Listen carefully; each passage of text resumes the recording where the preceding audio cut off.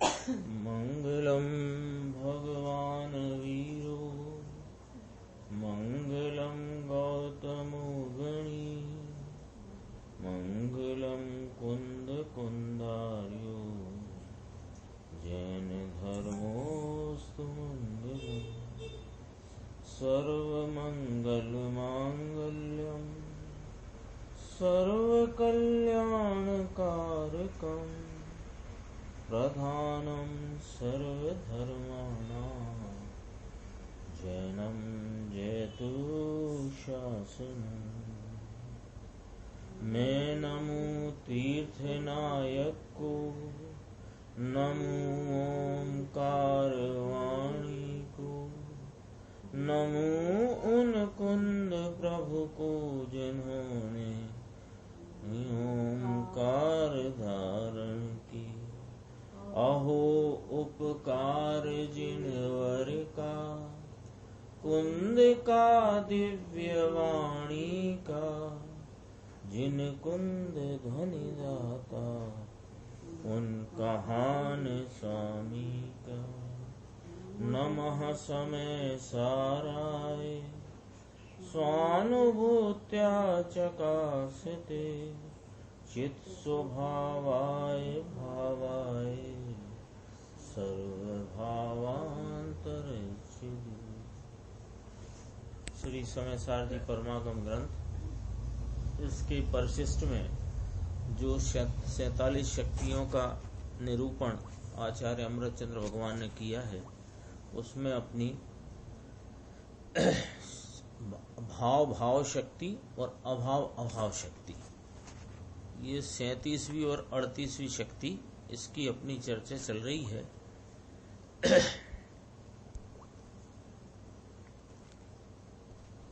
अपनी चर्चा अब आगे चलेगी 376 पेज से।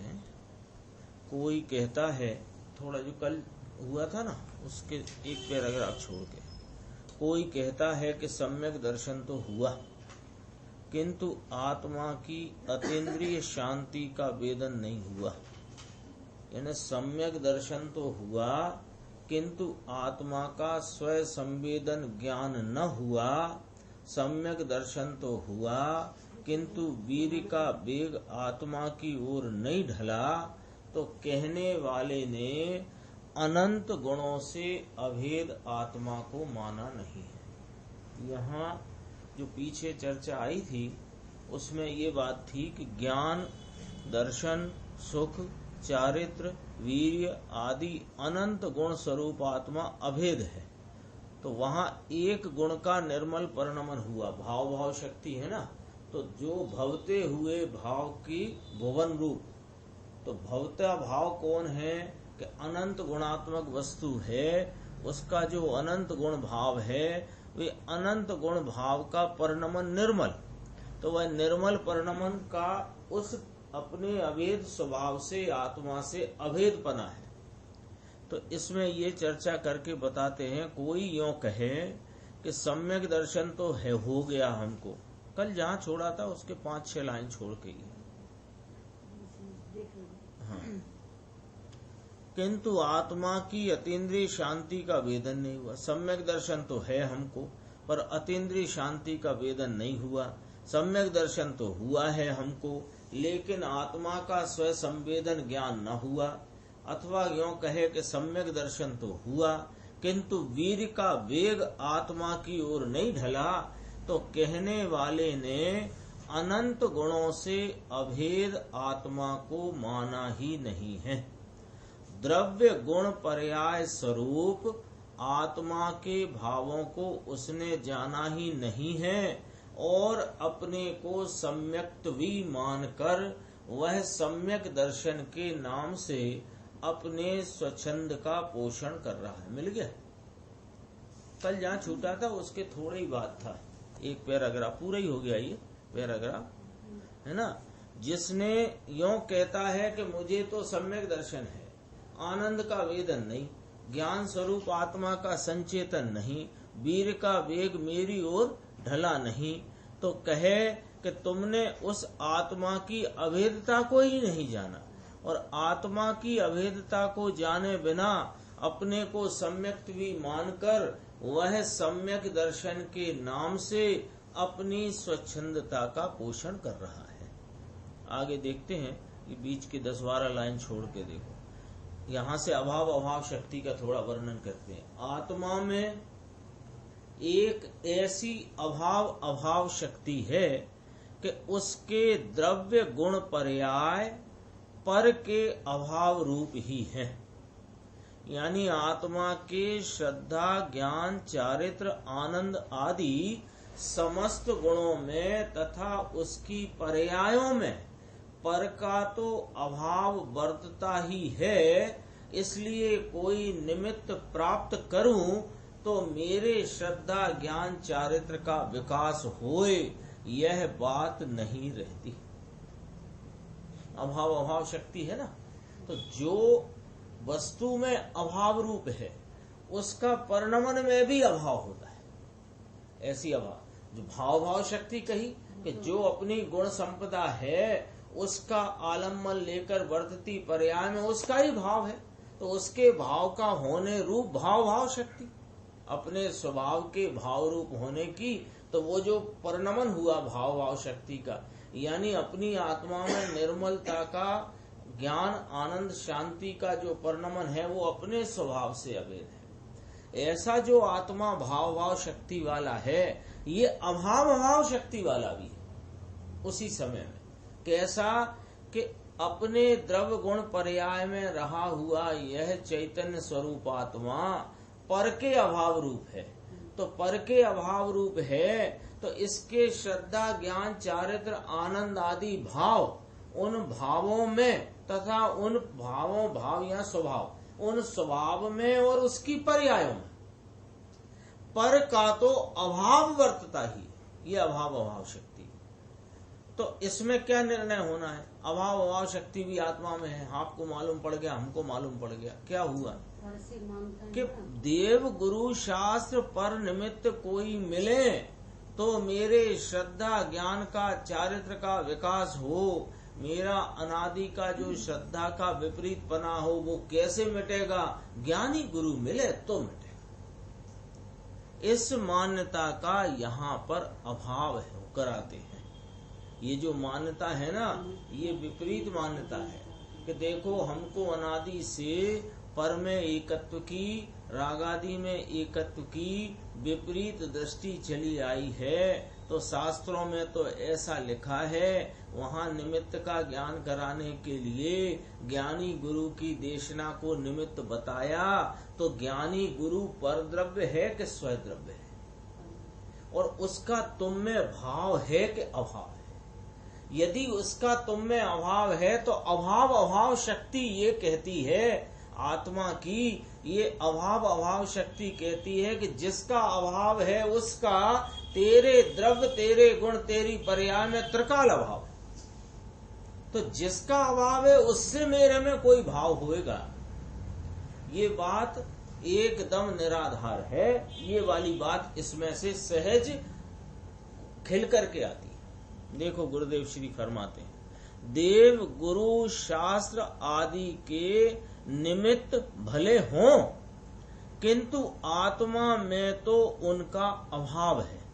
एक पॉइंट तो इतना रखना, अभाव अभाव शक्ति में दो बातें कहेंगे।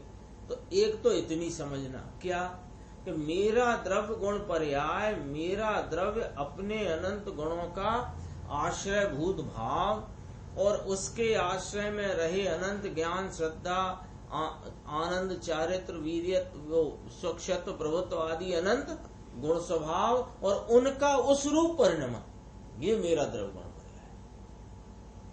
किस रूप परिणमन?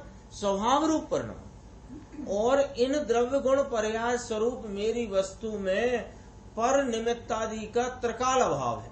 तो जिनका अभाव है उनके अभाव रूप रहना, ये मेरी शक्ति। तो मेरे परिणमन में भी उनका अभाव, उनके परिणमन का अभाव।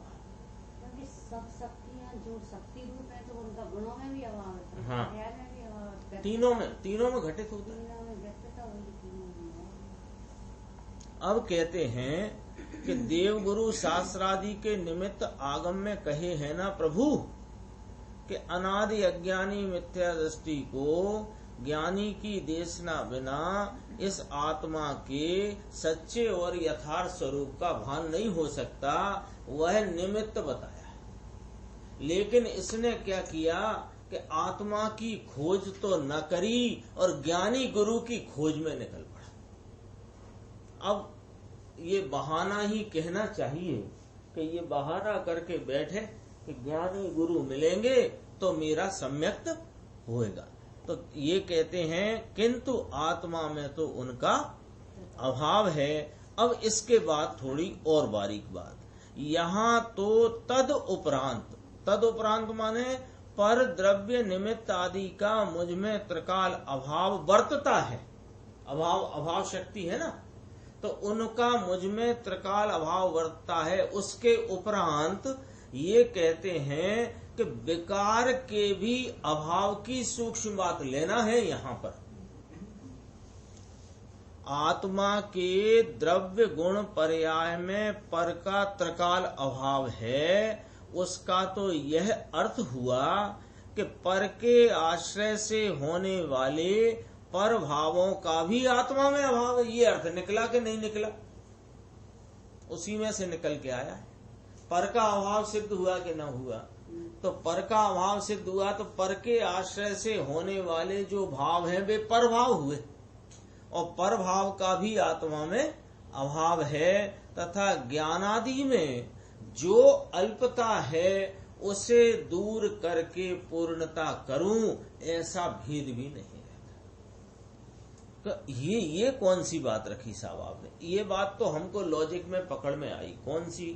कि जो इस आत्मा के द्रव्य गुण पर्याय से न्यारे अनंत चेतन अचेतन जगत के पदार्थ हैं, वे चाहे देव गुरु शास्त्र रूप निमित्त हो अथवा अन्य हो, उन सब का मुझ में अभाव होने से अभाव ही बरतता है।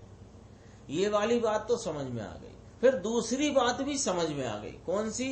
कि पर के आश्रय से, पर का अभाव है ना, तो पर के आश्रय से होने वाले आत्मा के जो रागादि भाव हैं वे भी परभाव होने से उनका भी मुझ आत्मा में अभाव है। ये वाली बात भी समझ में आ गई। अब कहते हैं कि ज्ञानादि में जो अल्पता है उसे दूर करके पूर्णता करूं। ये ज्ञानादि की अल्पता कौन सी लेना? कि निर्मल परिणमन हुआ है ना, ज्ञान दर्शन सुख चारित्र वीर स्वच्छत्व प्रभुत्व विभुत्व आदि का निर्मल परिणमन। वो निर्मल परिणमन में अल्पता है, तो अल्पता है, वो अल्पता मिटे और पूर्णता करूं। ये कौन सी बात है? ये भेद रूप बात है। भेद रूप बात है कि नहीं? तो ये भेद रूप है, तो ये भेद आया कहां से? कि ये आया भी भेद पर की तरफ से। तो पर की तरफ से आए हुए भेद के कारण उसका भी मुझ में त्रिकाल अभाव बनता है। अल्पता भी मेरे में स्वीकार नहीं है, ये वाली बात यहाँ कहना है। तब गुरुदेव ने कहा था ना, विकार के भी अभाव की सूक्ष्म बात लेना है। तो विकार के भी अभाव की और विकार निर्विकारता दो धारा का जो अल्पता अपूर्णता का भाव है कि नहीं? जैसे गुणस्थान है, गुणस्थान को पुद्गल का गिनाया गया। पूर्णता तो साधक दशा में जो भेद पड़ रहा है निर्मलता का, तो निर्मलता आंशिक है, तो आंशिक मलिनता है। तो मलिनता का कारण कौन? कि वे परद्रव्य, तो उनका भी मुझ में अभाव। मलिनता का भी, मलिनता के अंश का भी। मलिनता का तो है ही, तो मलिनता के अंश को कैसे बताया? मलिनता के अंश के अपेक्षा से जो निर्मलता का भेद पड़ा उसका भी मुझ में अभाव है। ये वाली बात। जैसे गुणस्थान को किसका कहा? पुद्गल का। क्यों कहा? यानी गुणस्थान तो वो भी है ना साहब, शुद्ध उपयोग आदि के श्रेणी के, तो उनको भी आपने पुद्गल का कहा कि हाँ, उसमें जितना अभी आंशिक अपूर्णता है वो उसमें अभी उतना बाहर का लक्ष्य व्याप्त है। इसलिए देखो, एक रूप शुद्ध द्रव्य की सन्मुखता ही होती है और उस द्रव्य की ओर उन्मुख हुई पर्याय शुद्ध ही होती जाती है। शुद्धता शुद्धता शुद्धता शुद्धता शुद्धता, और शुद्धता की वृद्धि वृद्धि वृद्धि तो शुद्धता होती ही जाती है, उसमें विकार का अभाव ही है। ऐसा अभाव अभाव शक्ति का तात्पर्य है। अभाव अभाव शक्ति में और भाव भाव शक्ति दो की चर्चा चली ना। भाव भाव शक्ति में कहा कि अपना जो भाव रूप भाव है स्वभाव, उस रूप भुवन होता है वो भाव भाव शक्ति। और जिनका अपने में अभाव है तो काय काय का अभाव गिनाया, पर द्रव्य निमित्तादि का अभाव, उनके लक्ष्य से होने वाले विकार आदि का अभाव, और विकार के कारण अपनी साधक अवस्था में पड़ने वाले भेदों का अभाव। तीन बातें आई ना। तो ऐसा उनका सदा अभाव ही वर्तता है, ऐसा कहकर अभाव अभाव शक्ति का तात्पर्य कहा। आगे कहते हैं, जिसकी दृष्टि शुद्ध आत्मा पर हो उसी को इन शक्तियों का रहस्य समझ में आता है। आत्मा में कर्मों का त्रिकाल अभाव है, वे कर्म कभी आत्मा में भाव रूप से नहीं बढ़ते। कर्म का कुछ अंश रूप भाव भी इस आत्मा की पर्याय में कभी नहीं बढ़ता, कभी नहीं। तो अज्ञान अवस्था में, निगोद आदि की अवस्था में कभी तो वर्तता होगा कि न, कभी आत्मा में कर्म का भाव वर्तता ही नहीं। और उसका ऐसा होने पर भी अज्ञानी क्या पुकारता है? अज्ञानी पुकार करते हैं कि अरे कर्म मार्ग नहीं देते, हम क्या करें, हम क्या करें, कर्म मार्ग देते नहीं। किंतु आचार्य देव कहते हैं, अरे भाई अपने आत्मा की ओर तो देखो, तेरे आत्मा में कर्म तो अनादि से अभाव रूप वर्त ही रहे हैं, वे तेरे आत्मा में आए ही नहीं है। बोलो, अभाव अभाव शक्ति की बात है। कभी अपने को लगता है ऐसा कि आत्मा में कर्मों का कोई परिणाम कभी नहीं आया? ऐसा विचार में लो ना। पढ़ते तो रहते हैं, तो पढ़ते में क्या होता है कि ये वाले कर्म का उदय है, इसलिए जीव संसार में दर्शन मोहिनी के उदय से संसार में भटक रहा है, मिथ्यात्व रूप परिणमित हो रहा है, और आयु कर्म से यों और गति कर्म से यों, सब बातें हैं ना। तो वो कहते हैं कि वो सब जो निमित्त की तरफ से तुम्हें बताए गए हैं, उनका एक बार इतना तो विचार में लो कि जिनको निमित्त की तरफ से या जो निमित्त बताए गए कर्म आदि, उनके उदय आदि अवस्थाएं, क्या उनका कोई जरा सा रंच मात्र परिणाम, उनका कोई भाव आपकी पर्याय में वर्तता है क्या? पहले अभी वर्तता है क्या? विचार तो कर। देखो, वे तेरे आत्मा में आए ही नहीं है कर्म का अभाव कहने से। अब एक बात क्या कही? कर्म का अभाव है। कैसा अभाव है? त्रिकाल अभाव है, द्रव्य गुण पर्याय तीनों में अभाव है। ऐसा अभाव कहने से कर्म की ओर के माने कर्म की तरफ के विकारी भाव का भी आत्मा के स्वभाव में अभाव है, ऐसा लक्ष्य में आता है, ख्याल में आती है। ये बात अपने आप आती है, स्वतः उदित होती है कि रागादि तो है ना साहब। रागादि हैं तो हम पूछते हैं कि स्वभाव के आलम्बन से हुए हैं भैया ये वर्तमान रागादि के तेरे ये कर्मोदय के लक्ष्य के उनकी उन्मुखता से हुए? नक्की तो करो, एक एक पॉइंट नक्की करो। तो कहते हैं कि कर्म का अभाव कहने से कर्म की ओर के विकारी भाव रागादि भाव का भी आत्मा के स्वभाव में अभाव है, ऐसा लक्ष्य में आता है, ख्याल में आता है। और शुद्ध आत्म स्वभाव पर ही दृष्टि जाती है। जब स्वभाव को देखा तो स्वभाव में क्या देखा कि यह जो रागादि विकारी भाव हैं, इनका मेरे स्वभाव में त्रिकाल अभाव है। तो फिर दृष्टि कहाँ हुई? स्वभाव पर। वहां पर्याय में भी विकार का अभाव वर्तता है, त्रिकाल में भी अभाव था। कहाँ? स्वभाव में रागादि विकारी भावों का, दया दान पूजा व्रत भक्ति काम क्रोध विषय वासना भोगादि के, इष्टता अनिष्टता के, हर्ष और शोक के, सभी रागादि का इस अपने चैतन्य स्वभाव में त्रिकाल अभाव था। और उस त्रिकाली रागादि के अभाव रूप वीतराग स्वभाव की दृष्टि करी तो वर्तमान में भी अभाव हुआ। देखो ये हुआ कहाँ होता है? पर्याय में होगा। ऐसा अभाव शक्ति का निर्मल परिणमन है। ऐसे आत्मा को श्रद्धा ज्ञान में ले तब जीव तत्व को इसने यथार्थ माना जाना, ऐसा कहा जाए। ऐसे जीव तत्व का आश्रय करते ही निर्मल पर्याय रूप संवर निर्जरा तत्व प्रकट होते हैं। और उसी के आश्रय से माने जीव तत्व के आश्रय से पूर्ण शुद्धता रूप मोक्ष दशा होती है तथा पुण्य पाप आश्रव और बंध रूप मलिन तत्वों का अभाव हो जाता है। शरीर आदि अजीव का तो जीव में अभाव ही था। 7 तत्व घटित हुए कि नहीं हुए? काय में से हुए। जीवादि बहिर्तच्चम हेयम अपनो अप्पा उपादेयम, वो जो चर्चा आई है ना नियम सार जी, उसमें एक जीव तत्व ही उपादेय है। वहाँ जीवादि बहिर्तच्चत में जीव की पर्याय लेकर के बात करी।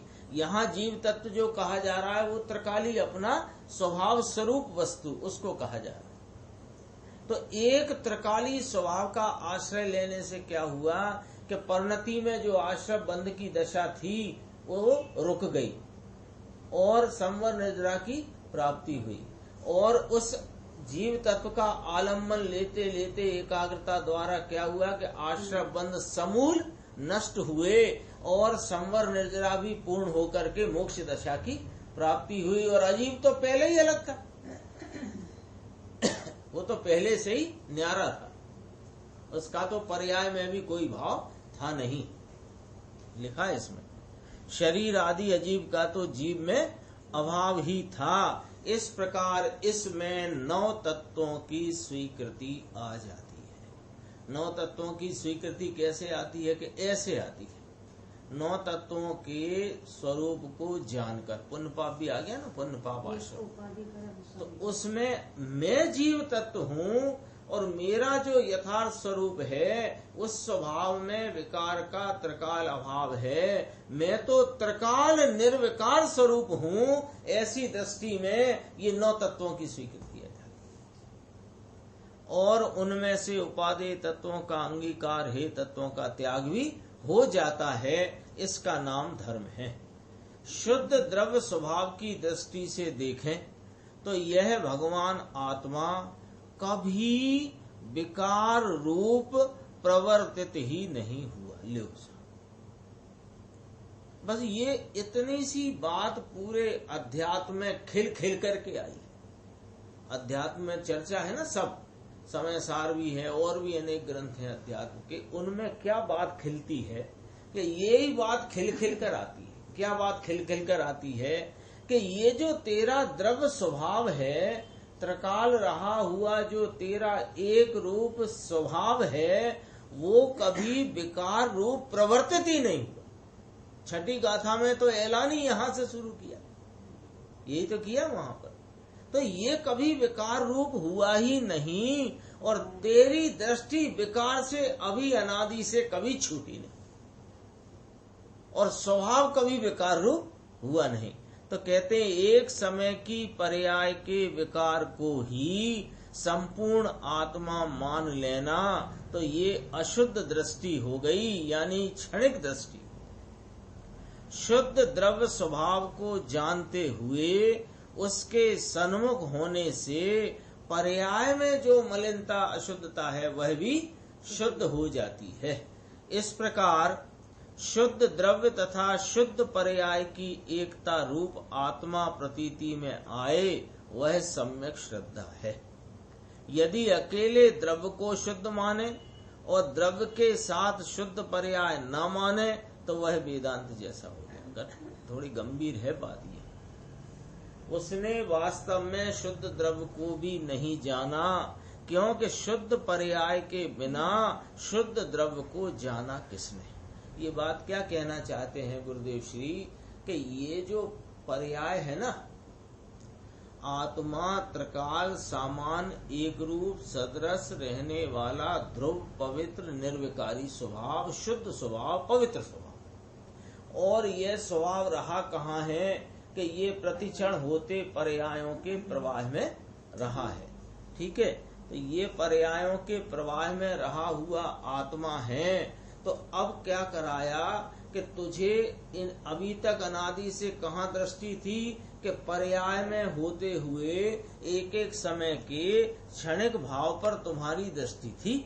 तो क्या करना कि इस क्षणिक दृष्टि में क्या हो रहा था कि तेरे अज्ञान प्रवर्तित हो रहा और आकुलता का प्रवर्तन था, दुख का भाव था। तो दुख मिटना चाहिए, आकुलता मिटनी चाहिए, पवित्रता प्रकट होनी चाहिए। तो कैसे हो प्रभु कि ये क्षणिक परिणाम जो एक एक समय का है, इसका लक्ष्य छोड़कर अपने चैतन्य त्रिकाल एक रूप सामान सदृश ध्रुव परमात्मा का आलम्बन लो। वही तुम हो, वही शुद्ध द्रव तुम हो। तुम कभी विकार रूप प्रवर्तित हुए नहीं। जब ये बात सुनी तो इसने क्या किया कि यहाँ पर्याय को गौण कराया था, इसने अभाव कर लिया अज्ञानता से। पर्याय वर्याय क्या होती है? मैं तो एक रूप हूँ, मैं अलटता नहीं पलटता नहीं, मैं तो कूटस्थ ध्रुव स्वरूप हूँ। अरे कूटस्थ ध्रुव स्वरूप कहाँ है कि पर्यायों के प्रवाह में नहीं बदलता, ये क्यों नहीं देख रहे? हमेशा वो मैं कूटस्थ हूँ कूटस्थ हूँ कूटस्थ हूँ, तो कूटस्थ पने को देखता है। तो हम पूछते हैं कि ये कूटस्थ कैसे है। हम गए वहां हैदराबाद कहीं घूमने, उन्होंने कहा साहब ये 3000 साल से किला बना हुआ है। तो ये किला हिला नहीं, इसकी दीवार चूले हिली नहीं है 3000 साल से। तो इसकी चूले और दीवार हिली नहीं है कब से? 3000 साल से। तो ये काल का प्रवाह और काल सापेक्ष पर्यायों का प्रवाह सामने आया कि नहीं आया? लेकिन वह पर्याय रूप भाव को गौण कराया और द्रव्य स्वभाव सामान्य को मुख्य कराया। तो यहाँ गुरुदेव श्री कहना चाहते हैं कि यदि तू देख अशुद्ध पर्याय है वर्तमान, लेकिन मेरा स्वभाव कभी अशुद्ध रूप प्रवर्तित नहीं हुआ, तो मैं तो कौन हूँ कि मैं अपनी शुद्ध पर्याय से शुद्ध भगवान आत्मा को देखूं, अनुभव करूं, वो मैं हूँ। इस प्रकार तो तुम शुद्ध पर्याय के साथ शुद्ध द्रव्य को मानते हो, क्योंकि ये चर्चा किसकी है? भाव शक्ति की। भाव शक्ति माने त्रिकाल वर्तते हुए भाव रूप भवन रूपा। पर्याय में द्रव्य का जैसा स्वभाव है वैसा भवन होता है, होए नहीं होता है, ऐसी भाव शक्ति, भाव शक्ति। अब क्या करे कि शुद्ध पर्याय नहीं माने तो क्या हो जाएगा? वेदांत हो जाएगा। देखो अकेले द्रव्य को शुद्ध माने, क्यों? ये क्या करे कि पर्याय में तो अशुद्धता है साहब, है। देखो जब वर्तमान अवस्था के साथ देखा जाए प्रमाण स्वरूप द्रव्य को, तो द्रव्य स्वभाव त्रिकाल शुद्ध और वर्तमान पर्याय में अशुद्ध, ये ज्ञान का विषय है। ये ज्ञान का विषय ज्ञान में लेकर करना क्या कि उस अशुद्धता का लक्ष्य छोड़कर उसकी गौणता में द्रव्य स्वभाव की मुख्यता करना। ये कैसे मुख्यता करता है कि पर्याय की मुख्यता करता है। देखो पर्याय में तो अशुद्धता है, लेकिन स्वभाव से मैं शुद्ध हूं। तो यहाँ पर्याय को याद नहीं करना है, लक्ष्य ख्याल में रखना है। ख्याल में रखना माने ज्ञान का विषय है, लेकिन अगले समय उपयोग उसकी गौणता से और स्वभाव की मुख्यता में आना चाहिए। देखो उसने वास्तव में शुद्ध द्रव्य को भी नहीं जाना। अरे शुद्ध पर्याय के बिना शुद्ध द्रव्य को जाना किसने? शुद्ध द्रव्य को जानते हुए पर्याय शुद्ध न होए, ऐसा नहीं होता, क्योंकि द्रव्य के साथ पर्याय की एकता हुए बिना उसका यथार्थ ज्ञान होता ही नहीं। इस प्रकार विकार का आत्मा में अभाव है, ऐसा स्वीकार करने वाला शुद्ध द्रव्य की दृष्टि से यानी शुद्ध द्रव्य की दृष्टि रूप परिणमित होकर यानी निर्मल पर्याय रूप परिणमित होकर तद अनुसार माने जैसा जिनेन्द्र परमात्मा ने कहा और जैसी वस्तु है उस अनुसार शुद्ध द्रव्य के आश्रय से पर्याय में शुद्धता प्रकट हुए बिना विकार के अभाव का यथार्थ स्वीकार नहीं हो सकता। ये मुख्य रहस्य, ये पूरे अध्यात्म का जिनागम का अध्यात्म तो क्या है, उस रहस्य को बहुत स्पष्टपने उजागर करता है। बाकी ये रहस्य तो पूरे जिनागम में चारों अनुयोगों में पसरा पड़ा है। कौन सा रहस्य?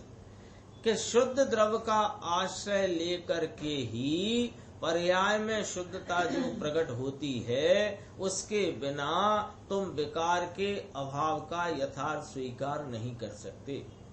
तुम सोचो कि मैं राग रूप नहीं, मैं विकार रूप नहीं, मेरे बराबर निर्णय हुआ है कि रागादि मुझसे न्यारे हैं। तेरे रागादि का न्यारापना तेरे स्वभाव के आश्रय लिए बिना कभी भी स्वीकार नहीं हो सकता। थोड़ा अपन आगे देखते हैं, ये 8 लाइन छोड़ के देखना। आत्मा का स्वभाव त्रिकाल पर भाव के त्याग स्वरूप ही है। पर भाव का उसमें अभाव ही है। देखो क्या कहते हैं, राग है और उसका अभाव करूं ऐसा भी स्वभाव दृष्टि में नहीं। देखो ज्ञान में लिया जरूर जाता है, लिया गया है। कैसा लिया गया है कि वर्तमान अवस्था में रागादि मलिनता है, लेकिन मेरा स्वभाव इस रागादि मलिनता से त्रिकाल न्यारा है, ऐसा ख्याल में लक्ष्य में लिया जरूर जाता है। लेकिन वो जो स्वभाव की दृष्टि है उसमें ये बात नहीं रह जाती है कि राग है और इसका अभाव कर। फर्क पड़ा कि नहीं पड़ा? हाँ, मतलब दृष्टि स्वभाव पर है तो उसमें है नहीं। जब दृष्टि स्वभाव पर होए तो फिर राग है और अभाव करूं ये बात कहां से लाए? तो है ही नहीं क्या साहब के? हाँ, स्वभाव दृष्टि में है ही नहीं। और ज्ञान में बराबर लेना तो वर्तमान में राग है, इसका अभाव करें। क्यों करें? कि मेरा स्वभाव नहीं है राग। फिर होता क्या है, स्वभाव दृष्टि में राग और राग के अभाव के विकल्प से भी न्यारे अपना निर्विकल्प स्वभाव को दृष्टिगत करते पर्याय में राग का अभाव अवश्य होता जाता है। किंतु राग का कुछ अभाव है और संपूर्ण अभाव करूं ऐसे भेद के अवलंबन रहित ज्ञानी की दृष्टि तो शुद्ध एक रूप स्वभाव पर ही है।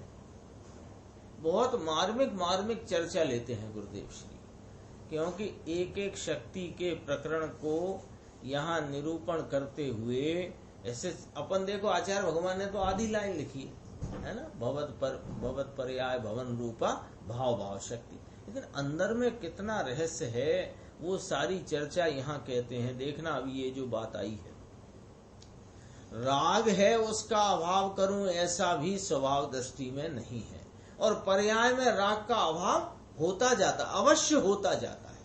अब दूसरी बात, किंतु राग का कुछ अभाव है और संपूर्ण अभाव करूं ऐसे भेद के अवलंबन रहित है ज्ञानी की दृष्टि। इसके भेद का अवलंबन नहीं है ज्ञानी की दृष्टि में। ज्ञान है, ज्ञानी की दृष्टि तो शुद्ध एक रूप स्वभाव पर ही है कि जिसमें रागादि का सदैव अभाव ही, वह जो त्रिकाल निर्विकारी जो अपना पवित्र जो शुद्ध तत्व है, दृष्टि उस पर है। इसलिए तो इसे क्या कहा, ये 12वीं गाथा, ते काले जाने लो प्रयोजनवान है। व्यवहार, ये व्यवहार है। व्यवहार माने ये दृष्टि का विषय नहीं, दृष्टि का इसमें कोई समावेश नहीं होता। ये तो दृष्टि पूर्वक वर्तती हुई राग की अभाव रूप निर्मल और राग का जितना शेष सद्भाव है उसकी मलिनता का ये जो भेद है, ये भेद क्या है? जाना हुआ प्रयोजनवान है। दृष्टि के लिए दृष्टि में प्रयोजन उसका किंचित नहीं, किंचित प्रयोजन नहीं। देखो, इस प्रकार राग के अभाव रूप चिदानंद स्वभाव पर दृष्टि ही राग के अभाव का उपाय है। राग का अभाव करूं, ये राग के अभाव का उपाय नहीं है।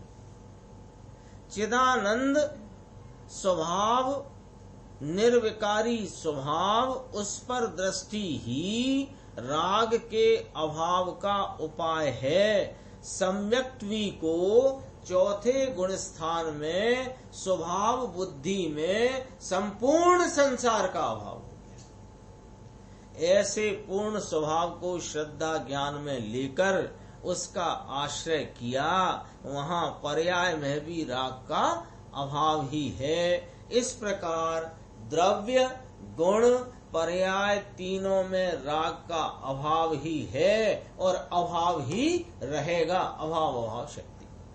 एक थोड़ी चर्चा ये ली, देखो, सिद्ध को विकार क्यों नहीं होता? प्रश्नवाचक लगा, इसकी चर्चा लेते हैं। सिद्ध को विकार क्यों नहीं होता? तो कहते हैं कि आत्मा के स्वभाव में ऐसी अभाव शक्ति है कि वह आत्मा विकार का अपने में अभाव ही रखता है। सिद्ध भगवान को अभाव शक्ति स्वरूपता वाला स्वभाव विकसित हो गया है।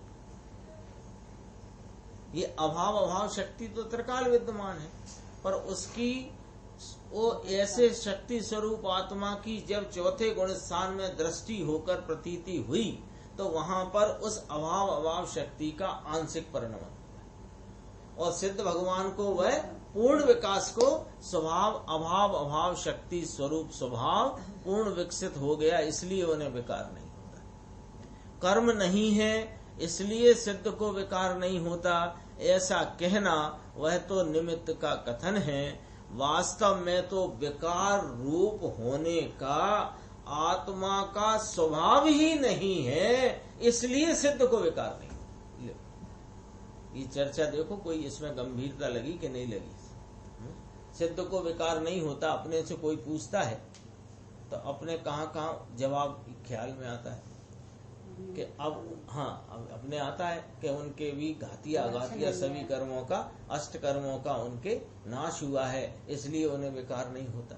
अथवा अपन कहते हैं स्वभाव का पूर्ण विकास हुआ है, पर स्वभाव में विकार का व्यभाविक शक्ति तो है। एक चर्चा आती है ना, व्यभाविक शक्ति तो है लेकिन विकार का परिणमन नहीं होता, ऐसा आता है सिद्ध। ये यहाँ से जवाब देखना, अभाव शक्ति है। अभाव शक्ति कैसी है कि ये आत्मा का स्वभाव कभी विकार रूप परिणमित होए, ऐसा इसमें शक्ति में ही अंश नहीं, लेकिन इसने उस शक्ति स्वरूप आत्मा की अनादि से दृष्टि नहीं करी तो उस अभाव शक्ति का परिणमन नहीं है। लेकिन यहाँ तो निर्मल की बात चलती है ना, साधक की, तो जिसने अपने अभाव शक्ति स्वरूप इस आत्म भगवान को दृष्टि में लिया, उसके अभाव शक्ति का आंशिक परिणमन हुआ है और उतना विभाव का अभाव है। अब सिद्धों को क्या है कि वो स्वभाव पूर्ण विकसित हो गया है, इसलिए उन्हें विकार नहीं होता। नीचे देखना, ये थोड़ी 10 एक लाइन छोड़ देते हैं, नहीं ले लेते हैं इसमें। क्षणिक उपादान ध्रुव उपादान की चर्चा है। देखो, आत्मा की ऐसी शक्ति है कि उसके ज्ञान गुण की पर्याय सदैव ज्ञान रूपी हो, श्रद्धा का परिणमन श्रद्धा रूप ही हो, आनंद का परिणमन आनंद रूप ही हो। इस प्रकार समस्त गुण अपने अपने भाव रूप रहकर ही परिणमित होए, ऐसा स्वभाव है। किसका? आत्मा का। ऐसा आत्मा वह लक्ष्य है और लक्ष्य के आश्रय से निर्मल पर्याय होती रहती है। ज्ञान अज्ञान रूप परिणमित हो जाए, श्रद्धा मिथ्यात्व रूप परिणमित होए अथवा आनंद दुख रूप परिणमित होए, तो वह परिणमन स्वद्रव्य के आश्रय से नहीं हुआ, कितनी स्पष्ट बात है। अपने को लगे ना ये ज्ञान है ना साहेब, तो अथवा सुख है ना, आनंद गुण है कि नहीं आत्मा में, तो आनंद गुण का परिणमन आनंद रूप होना चाहिए, सीधी बात है। शक्कर डाले तो मिठास आना चाहिए, सीधी बात है। तो फिर आनंद गुण तो है और परिणमन यदि दुख रूप है, तो इसका अर्थ ये है कि तेरा आश्रय स्वद्रव्य पे नहीं है, अर्थात ये कहो कि ये दुख का परिणमन स्वद्रव्य के आश्रय से नहीं। तो क्या खड़ा हो गया कि परद्रव्य का आश्रय है, किसमें? परिणति में, परिणाम में। देखो, गुण के साथ एकत्व होकर, यानी गुण के साथ गुण स्वरूपता से परिणमित जो पर्याय है, जो गुण के साथ अभेद होकर निर्मल परिणमित हुई हो, उसी को वास्तव में गुण का परिणमन कहा जाता है। विकार वास्तव में गुण की परिणति नहीं है। चारित्र गुण की विकारी पर्याय नहीं है कि नहीं? चारित्र गुण कह रहे हो ना तुम, तो चारित्र गुण की तो बीतरागी पर्याय। हाँ, ये बहुत गजब की बात है। विकार वास्तव में गुण की परिणति नहीं, वह तो अद्धर से ध्रुव के आधार बिना होने वाला क्षणिक परिणाम। यहाँ तो कहते हैं कि ध्रुव के आधार से जो निर्मल परिणमन हो वही सच्चे भाव का भवन है, वही परिणमन गुण से अभेद है, वही परिणमन गुण का है, वही भाव भाव शक्ति। भाव भाव शक्ति का परिणमन यही है ना। राग अगर 40 गुण की विकारी पर्याय हो तो उसे पुद्गल का क्यों है? पुद्गल का कहा, पुद्गल का क्यों कहा? उसके आश्रय से होती है ना। हाँ, उसके, हाँ, तो यहाँ कैसे कहा कि राग को राग विकारी पर्याय है, होती जीव की अवस्था में है, कहा पुद्गल की है, लेकिन पुद्गल की है नहीं। पुद्गल की क्यों कहा? क्यों कहा कि द्रव्य स्वभाव की निर्विकारता और उसके पवित्रता का बोध कराने के लिए कहा कि ये अपवित्र जो परिणाम अवस्था में है, ये पवित्र स्वभाव का परिणमन नहीं है, स्वभाव में से आया नहीं है, स्वभाव का लक्ष्य करने से हुआ। तो फिर पुद्गल का कहा, और खरेखर तो पुद्गल का भी नहीं, ये तो अद्धर से होता हुआ क्षणिक परिणाम। बस इतनी बात इसका, इसकी सत्ता का बस इतना ख्याल रखना, एक समय का क्षणिक परिणाम ध्रुव के आधार बनाकर। यहाँ तो कहते हैं कि सच्चा परिणमन, सच्चे भाव का भवन वह है जो ध्रुव के आधार से निर्मल परिणमन हो। शक्तिवान शुद्ध आत्मा के सन्मुख परिणमन होने से ध्रुव उपादान और क्षणिक उपादान दोनों शुद्ध रूप परिणमित होते हैं। ये बात यहाँ कहते हैं। वस्तु सामान विशेषात्मक है, वस्तु द्रव्य पर्याय स्वरूप है। उपादान की भाषा में कहो तो वस्तु ध्रुव और क्षणिक उपादान स्वरूप है, क्योंकि प्रत्येक समय में परिणाम है ना, उसका क्षणिक उपादान है, और वो वस्तु ही उस परिणाम में परिणमती है, वो ध्रुव उपादान। ध्रुव उपादान और क्षणिक उपादान दोनों शुद्ध रूप परिणमित होते हैं, क्योंकि ध्रुव उपादान तो त्रिकाल शुद्ध है ही, और उस शुद्ध द्रव्य से अभेद होकर जो परिणति परिणमित हुई क्षणिक उपादान की, वह भी शुद्ध रूप परिणमित होती है। दोनों की एकता होती है। देखो क्या शब्द लिया गुरुदेव ने, बीच में से विकार की अड़चन निकल जाती है।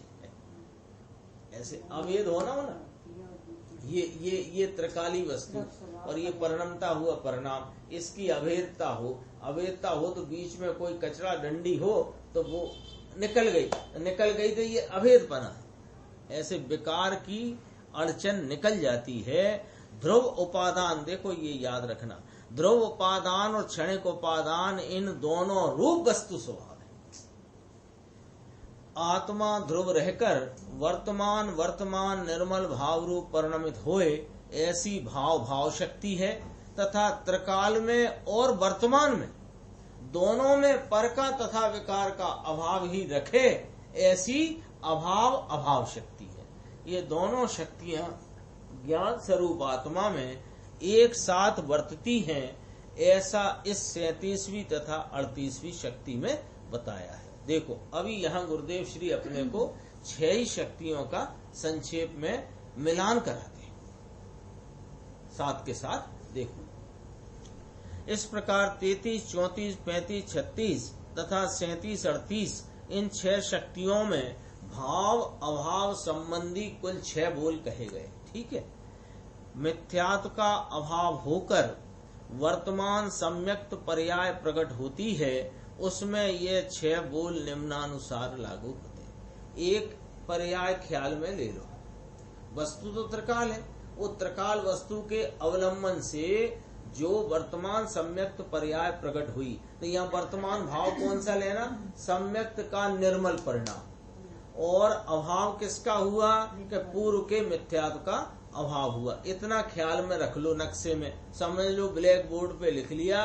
ये आत्मा त्रिकाल शुद्ध पवित्र भगवान आत्मा, इसका अवलंबन लेकर के पूर्व का मिथ्यात्व अभाव रूप होकर वर्तमान सम्यक्त का परिणाम है। अब यहाँ पर 6 बोल लागू करते हैं। देखो, एक पहला बोल, सम्यक्त पर्याय वर्तमान विद्यमान वर्तती है, ये भाव है। ठीक है। दूसरा, वर्तमान सम्यक्त पर्याय में पूर्व की मिथ्यात्व पर्याय अविद्यमान है तथा भविष्य की केवल ज्ञान पर्याय भी अविद्यमान है, तो ये क्या कहलाया? अभाव कहलाया। 33, 34। तीसरी बात, पहले समय मिथ्यात्व भाव रूप था, वह वर्तमान में अभाव रूप हुआ, सो वह भाव अभाव कहलाया। अथवा जो सम्यक दर्शन पर्याय वर्तमान भाव रूप है, वह दूसरे समय अभाव रूप हो जाएगी, ये भाव अभाव कहलाए। ये पहली बात क्यों घटाई? देखो, घटाना तो वो ब्रैकेट में लिखी है, वो है, समझना जरा। क्योंकि अपन ने क्या पढ़ा था भाव अभाव में, कि वर्तते भाव रूप रह करके और वह वर्तता भाव अगले समय अभाव को प्राप्त हुए, ऐसी भाव अभाव शक्ति। ठीक है। लेकिन यहाँ अपने सामने वो नक्शा कौन सा है कि अपना त्रिकाली शुद्ध आत्मा के अवलंबन से वर्तमान वर्तती सम्यक दर्शन की पर्याय और पूर्व पर्याय मिथ्यात्व का अभाव, ये लिया ना। ऊपर के 2 बोल में भी यही घटित हुआ, तो इधर से घटाना कि मिथ्यात्व भाव रूप था और वह वर्तमान में अभाव रूप है, तो भाव अभाव ऐसे घटाया। लेकिन घटना किस प्रकार है कि जो सम्यक दर्शन पर्याय वर्तमान भाव रूप है, वह दूसरे समय अभाव रूप हो जाएगी, वह भाव अभाव। ठीक है ना। चौथा, पूर्व समय में सम्यक्त का अभाव था, जब मिथ्यात्व था तब सम्यक्त का अभाव था, और वर्तमान समय में वह प्रकट हुआ। तो कौन प्रकट हुआ? जिसका अभाव था उसका भाव हुआ, तो ये अभाव भाव। इसको फिर अथवा करके समझाते हैं। दूसरे समय की जो सम्यक्त पर्याय वर्तमान अभाव रूप है, वह दूसरे समय भाव रूप होगी। ये ब्रैकेट क्यों समझाते हैं कि अपना नक्शा तो यूं कह रहा है ना, वर्तमान में सम्यक दर्शन की पर्याय। हाँ, तो भविष्य की समझाना, तो वर्तमान सम्यक्त ले लो। वर्तमान सम्यक्त अभी है, इस वर्तमान सम्यक्त में अगली निर्मल पर्याय का अभाव है, तो वो अभाव भाव रूप होएगा, ऐसा करके अभाव भाव से। 5वां नंबर, श्रद्धा गुण नित्य श्रद्धा भाव रूप रहकर सम्यक्त पर्याय के भाव रूप हुआ है, वह भाव भाव शक्ति। ये मिलाना पड़ेगी। हाँ, वो संस्कृत मिलाते हैं। चलते हैं, पेज नंबर ना भूल जाऊंगा, काफी पीछे है। हाँ, भवत पर्याय भवन रूप, भवते हुए माने प्रवर्तमान पर्याय के भवन रूप भाव भाव शक्ति, यही थी ना। उसी को देखो यहाँ बोल 5वें बोल में घटाया। हाँ, देखो, श्रद्धा गुण नित्य श्रद्धा भाव, इतने में है वो भवत पर्याय। भवत पर्याय श्रद्धा गुण नित्य श्रद्धा रूप परिणमित होता है, तो नित्य श्रद्धा रूप रहता हुआ सम्यक्त पर्याय के भाव रूप हुआ, तो भवत पर्याय भवन रूपा भाव भाव शक्ति। यहाँ पर्याय है, वो पर्याय है ऐसा नहीं है, वो पर्याय उस गुण का स्वभाव है। तो जो गुण अपने गुण रूप है, जो अपने गुण रूप रहेगा ना, तो वह गुण रूपता से जो परिणाम हुआ है, वो उसके भाव होने रूप शक्ति। तो स्वभाव से अभेद रूप वर्तती हुई भाव भाव शक्ति। 6वां नंबर लिया है, श्रद्धा के सम्यक परिणमन में पर का तथा मिथ्यात्व आदि का अभाव है और अभाव ही रहेगा। ये अभाव अभाव शक्ति। इस प्रकार ज्ञान स्वरूप आत्मा के परिणमन में वे छयों धर्म एक साथ ही वर्तते हैं। घटित करके बताया ना। इसी प्रकार सम्यक्त पर्याय की भांति केवल ज्ञान सिद्ध दशा आदि में भी वे छयों प्रकार एक साथ लागू होते हैं। उन्हें समझना चाहिए। अपन घटा सकते हैं उनको भी, उसमें भी कोई दिक्कत नहीं। अभाव भाव कहने से वर्तमान में जो पर्याय हुई वह पहले अभाव रूप थी। इस प्रकार उसमें प्राक अभाव आ जाता है। प्राग भाव प्रध्वंसा भाव है ना। प्राग शब्द है ना, प्राग माने प्राग धन आ, प्राक अभाव, उसको बोलने में आता प्राग भाव।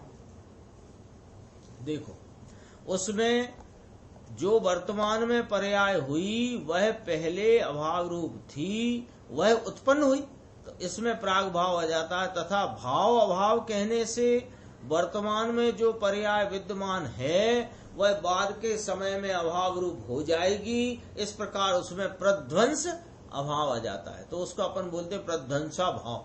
वो शाह है ना, उसमें आ लगा करके वो हो गया है संधि। प्रध्वंस अभाव कहने से जीव में अपने से भिन्न ऐसे द्रव्य गुण पर्याय का त्रिकाल अभाव ही है। इस प्रकार उसमें अत्यंत अभाव भी आ जाता है। आ गया कि नहीं आ गया, है ना। अभाव भाव में प्राग अभाव घटाया, और भाव भाव में जो वर्तमान भाव है वो बाद के समयों में अभाव रूप होएगा, ऐसा करके प्रध्वंसा भाव घटाया। फिर कहते हैं कि जो अपना द्रव्य गुण पर्याय है वो अपने से भिन्न जो कुछ भी वस्तुएं हैं उनके द्रव्य गुण पर्याय का त्रिकाल अभाव है। तो इसमें अत्यंत अभाव आ गया। और अन्योन्य भाव तो पुद्गलों की वर्तमान पर्यायों में ही परस्पर लागू होता है। तो वो यहाँ चर्चा का विषय नहीं, यहाँ तो जीव की बात चल रही है। भाव अभाव संबंधी जो शक्तियां कहीं वे एक सी नहीं है, किंतु प्रत्येक में अंतर है। यहाँ पर कुछ बहुत ही गंभीर प्रश्न उत्तर चले हैं। अपन कुछ पढ़ते हैं, कुछ आगे की स्वाध्याय में लेंगे। देखो पहले 33वीं भाव शक्ति कही थी ना, पहले नंबर, ये 6 बोलों का पहला बोल भाव शक्ति। फिर 37वां बोल यानी 5वां बोल, इसमें क्या कहा, भाव भाव शक्ति। तो उन दोनों में क्या अंतर है? एक बार तो आपने भाव शक्ति कह दी और फिर भाव भाव शक्ति कह दी, तो मजा आ रहा है कैसा? जैसे कविता में तुकतान बनाते ऐसी बनाइए क्या? कि नहीं नहीं, सुनो भैया, बहुत तत्व की गहरी बात है, समझो। उत्तर, भाव शक्ति में तो वर्तमान पर्याय की बात थी, वह तो भविष्य में अभाव रूप हो जाएगी, ऐसा करके वहां पर बात थी।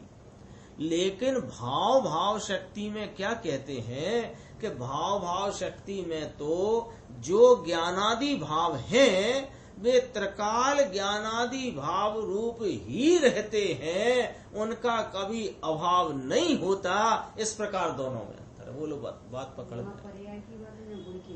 यहाँ गुण से अभेद भाव है, तो ऐसा करके ये अभाव का अभाव रूप ही रहेगा। जैसे अभाव अभाव शक्ति आएगी ना, वो नीचे लेंगे अभी आली, तो जिनका त्रिकाल अभाव है वे अभाव रूप ही रहेंगे, और जो अपना गुण स्वभाव है वो स्वभाव रूप रहेगा। ऐसी भाव भाव शक्ति।